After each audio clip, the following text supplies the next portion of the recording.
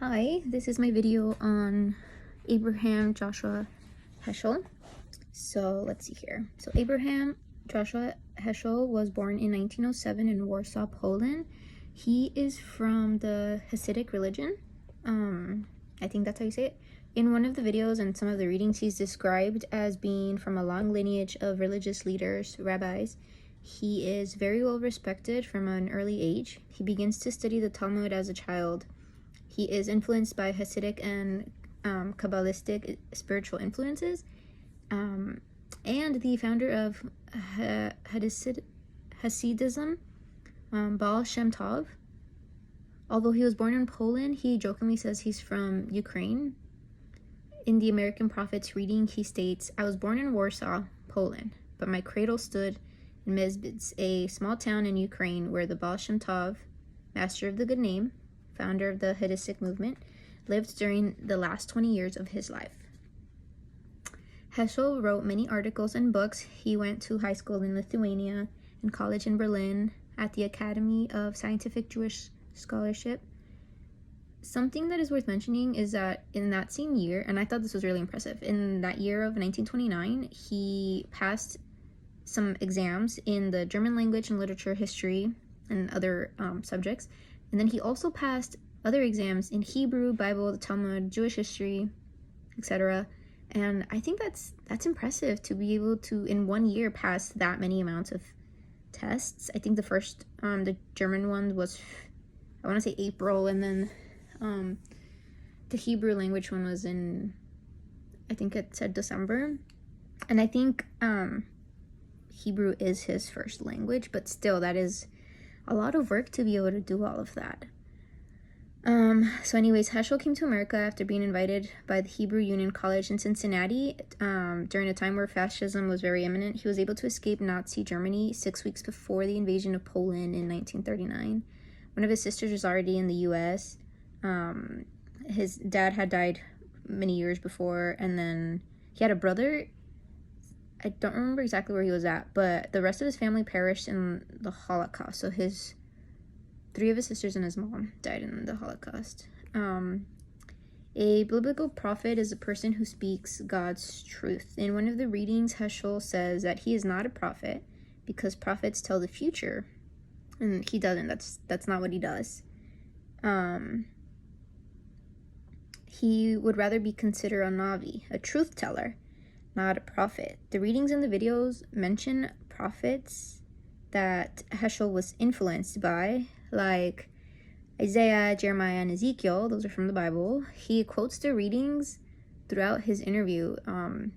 There's an interview, the Carl Stern interview, where Heschel says, "The prophets are forgotten. No one reads the prophets. The idea of a prophet is complex and consists above all 2 things: of the message or the substance of what the prophet has to say, from extraordinary claim to an experience which is not given to other men."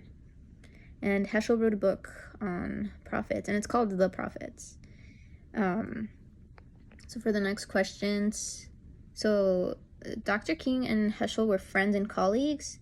The first time Heschel and MLK met was at the conference where Dr. King was publicly speaking out against the Vietnam War.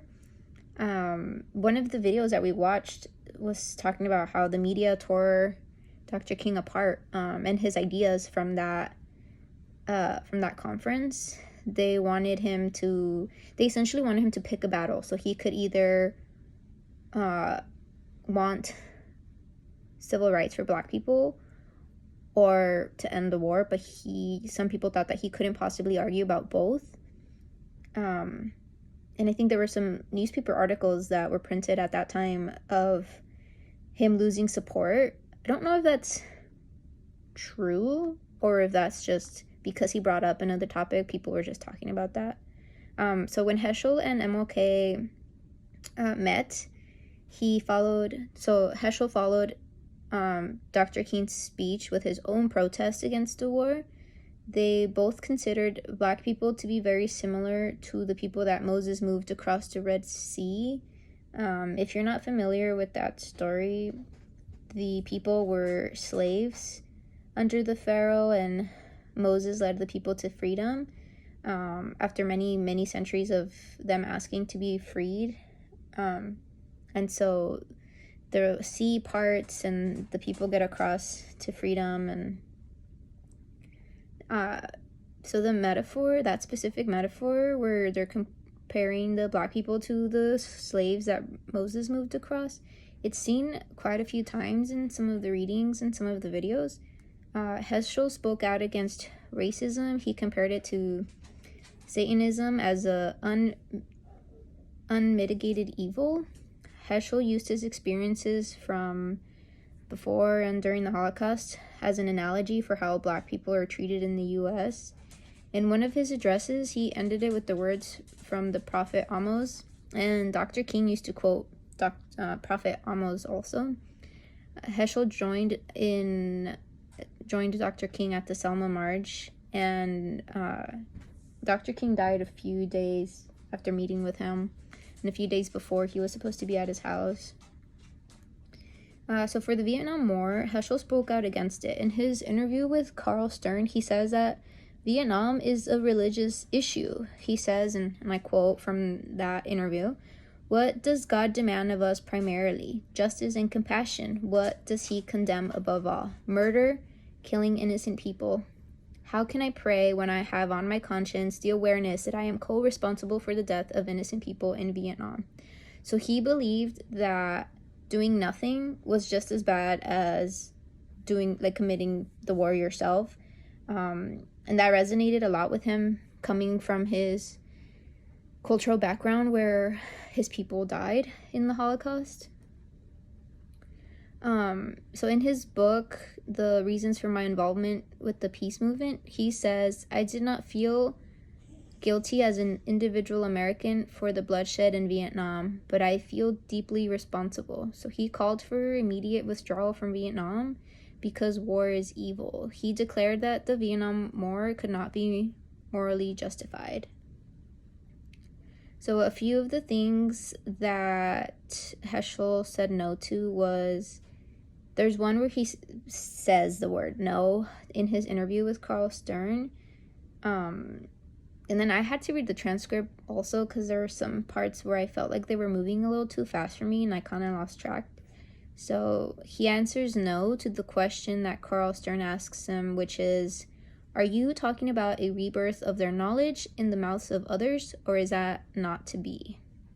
And Abraham Joshua Heschel says, "No, I mean an identification." So he is saying no to the war, no to racism, no to there's that letter that the Pope had sent out where they wanted the Jewish people to convert to Christianity. So he fought for that document to not mix Jews in with the Christians. And so it says, like, in the end, the final version restore most of the ideas that Heschel had favored. So even though that paper document thing with the Pope was not what he had originally wanted, there was a lot of ideas that he was able to get put into. Some things that he said yes to was praying. Praying is very important to him because he believed it was a conversation to God. I think in one of the readings we did, he states that the primary purpose of prayer is not to make requests. Prayer makes us worthy of being saved. There is a partnership of God and man. He said, because he said no to the war, he said yes to forming the organization meant to protest the war. And I think one of the great things that I liked about learning about him and reading about him was that he knew that there was a lot of injustice in the world, no matter what race, religion, whatever cultural background you had, there was always some sort of injustice that was oppressing you. And I think that was a very good person to learn about. Thank you.